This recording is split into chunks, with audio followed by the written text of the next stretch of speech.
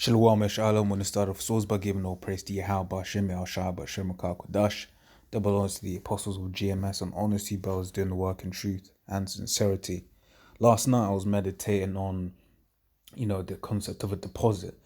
So I was basically thinking about like you got a guy's homeowner or whatever, and he wants to renovate his house. So, and let's say he's a well-renowned guy. Let's say I don't know in this world it's the Saudi prince or whatever, right? In this world, or even Harry and Meghan, they're building a new house, right?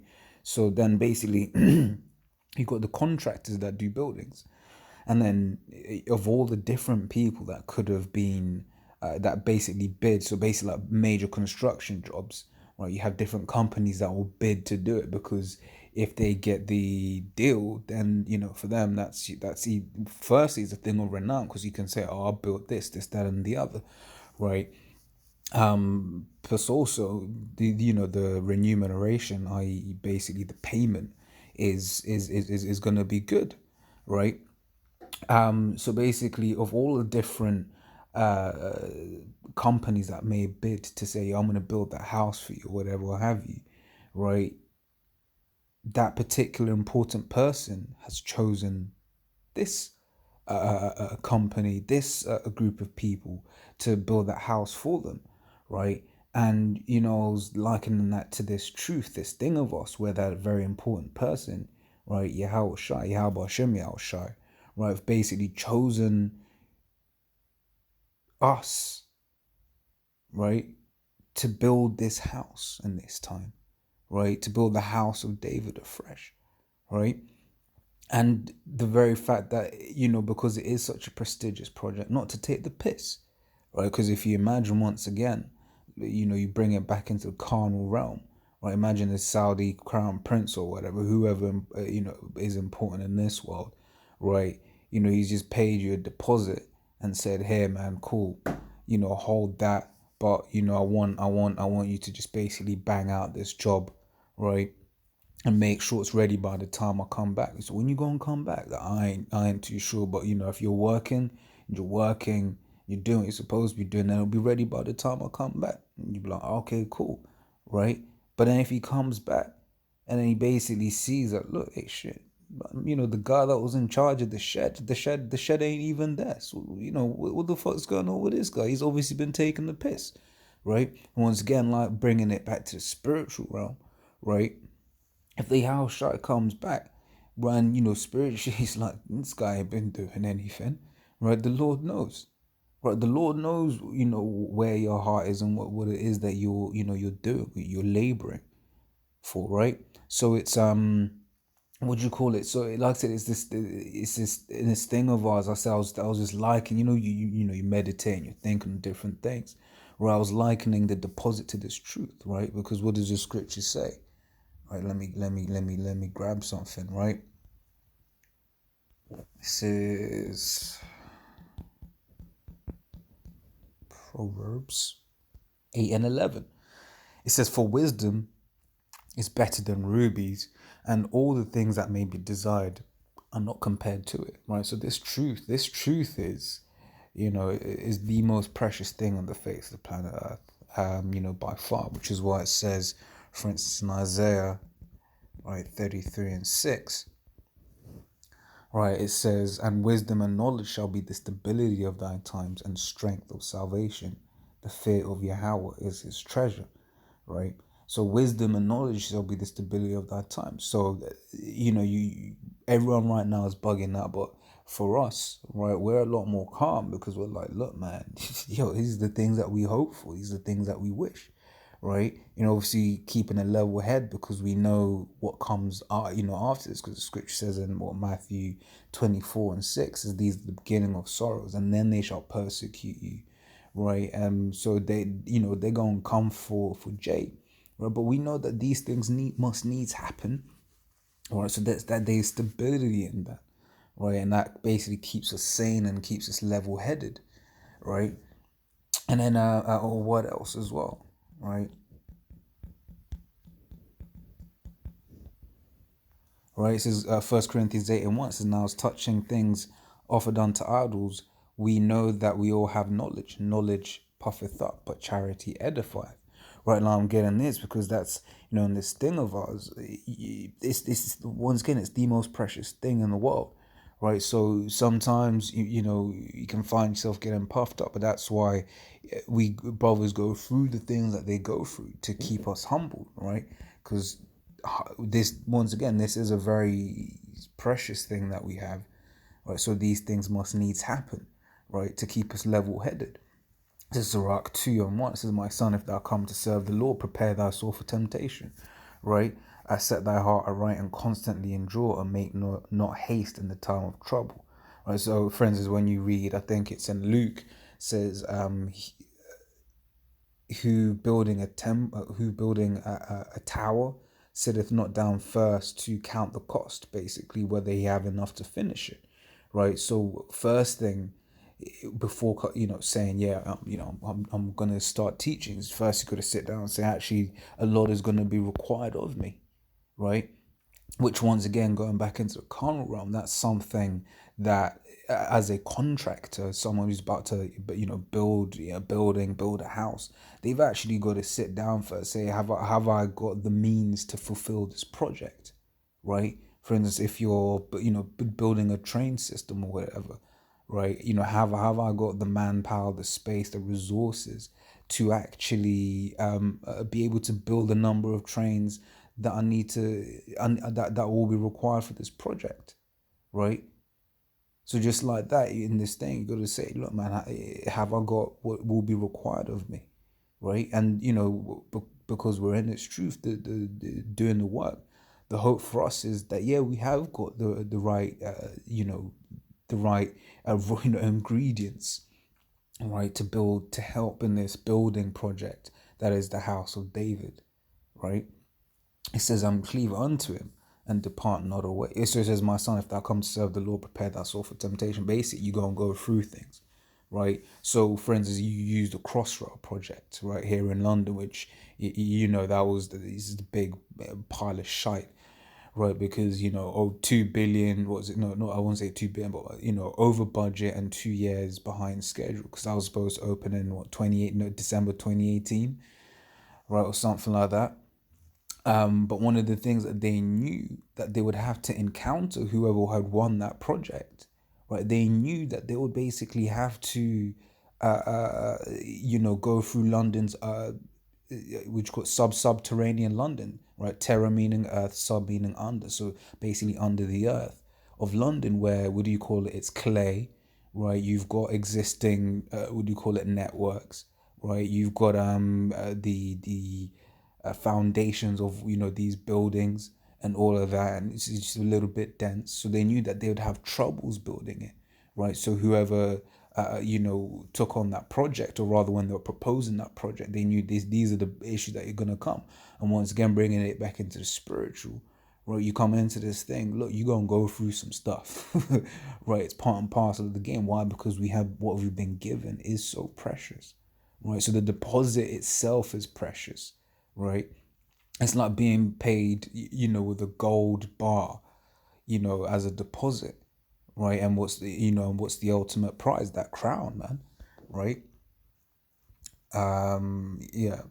So I'll get some more things in the precepts. Last time I'm just building a picture. This is Matthew 25:14. It says, "For the kingdom of heaven is as a man traveling into a far country, who called his own servants and delivered unto them his goods.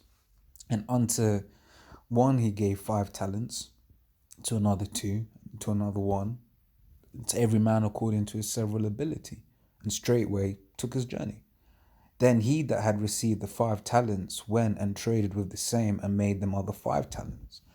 And likewise he that had received 2, he also gained another 2." So basically, it's like, we've been given something, right? So it's like, now we've got to flip it. Now we've got to make good on the money, or on the deposit that was given to us, right?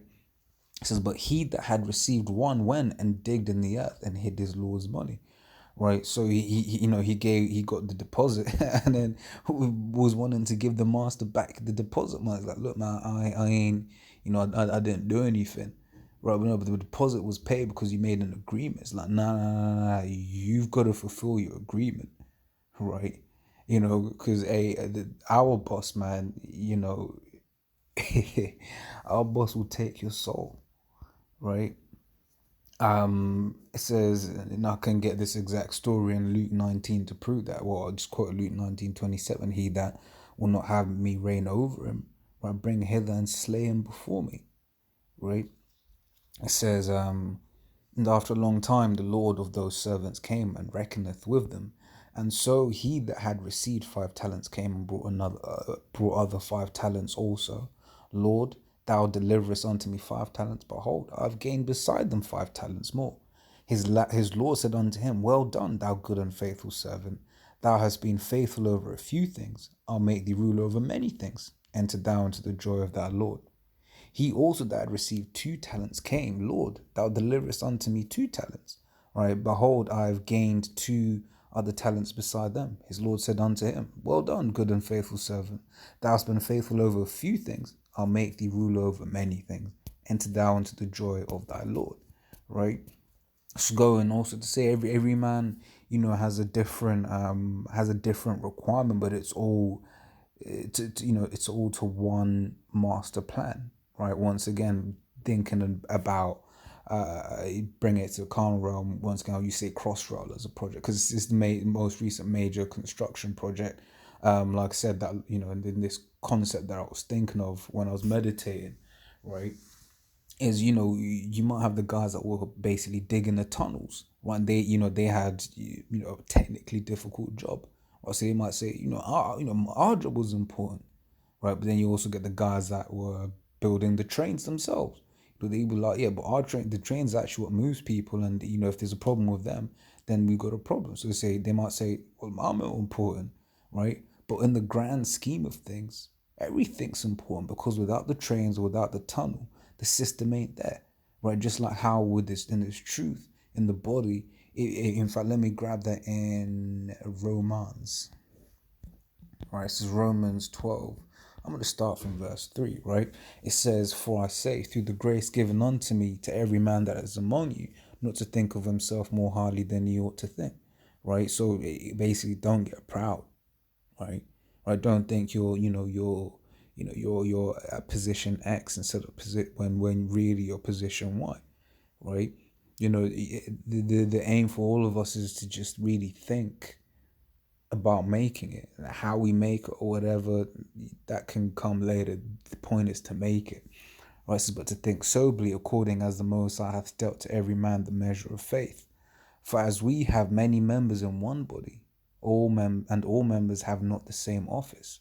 Right, so we being many are one body in Yahushai, and everyone one members of another. So that's the gift. That's the beautiful thing. We're all members in Yahushai, right? I actually think it's the one in what do you call it? in Corinthians, which basically expounds more on like the different parts of the body, right? For instance, it's like your toes, right? Very small in comparison to the rest of your body, but without your toes, you can't stand, you can't balance, right? You can't walk, sorry, right? Because if you notice when you walk, your toes is what keeps your foot from rolling over, right? So they're important, right?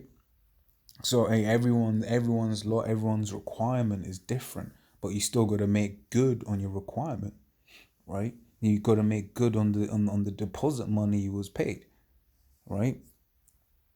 If I'll say we use a deposit right, or maybe down payment or whatever, you know, because I'm trying to remember what do you call which one's which. Um, says his Lord said unto him, "Well done." I read that already. Um, Right, it says verse 24, it says, Then he which had received the 1 talent came and saith, Lord, I knew that thou art an hard man, reaping where thou hast not sown, and gathering where thou hast not strawed. And I was afraid and went and hid thy talent in the earth. Lo, there thou hast that this is thine. Right? His Lord answered and said unto him, Thou wicked and slothful servant, thou knewest that I reap where I sowed not, and gather where I have not strawed. Thou oughtest therefore to have put my money to the exchanges, and then at my coming I should have received mine own with usury. Take therefore the talent from him, and give it to him which hath 10 talents. For unto every one that hath shall be given, and he shall have abundance. But from him that hath not shall be taken away even that which he hath. And cast ye unprofitable servant into outer darkness. Right, they shall be weeping and gnashing of teeth. Right. So we've been given this thing of us, and hey, we signed a contract when we came into this thing, man. Right, that we gonna be there to the end. Right, that we start the project. Right, how was it you paid a man money to do something? Right, he starts building his shed. You come back, a while later, and there's only a foundation there. And even that's shoddy. Right, you gonna be like, where the fuck is this man? Right, bring him to me, man. I want to see this guy. He's taking the piss. Right, so yeah, I think I had another precept down here, right? So this is the point. This is ultimately the point, because we've been given this, and it's a blessing. It is a blessing, because we'll go outside. See what those those people are believing in. They're completely drunk, right? They're all like, oh my god, this is the worst thing ever. It's the worst thing ever, and we're just here like, look, man, we're enjoying it, right? It says Matthew 13:16. It says, but blessed are your eyes, for they see, and your ears, for they hear. For verily I say unto you, that many prophets and righteous men have desired to see those things which ye see, and have not seen them, and to hear those things which ye hear, and have not heard them. Right? You got a load of people out there looking for the truth, searching for the truth, and they can't find it. Why? Because it's not for them. In fact, let me get this scripture as it's quoted in Isaiah 6, but I'm going to jump to verse 11. I'm going to read, what do you call it? In fact, I'll read them as well. All right, this is Isaiah 6:9. It says, and he said, go and tell this people, hear ye indeed, but understand not, and see ye indeed, but perceive not. Make the heart of this people fat, and make their ears heavy, and shut their eyes, lest they see with their eyes, and hear with their ears, and understand with their heart, and convert and be healed. Right, so basically, there are people out there that, just can't see it, and it's because the Lord don't want them to see it. Until, it says, then said I, Lord, how long? And he answered, until the cities be wasted without inhabitant, and the houses without man, and the land be utterly desolate. Right? It's basically until it's too late. But we have it now. We have this truth now, and some people just ain't gonna get it until it's too late. When they see the news coming for them, they gonna be like, man,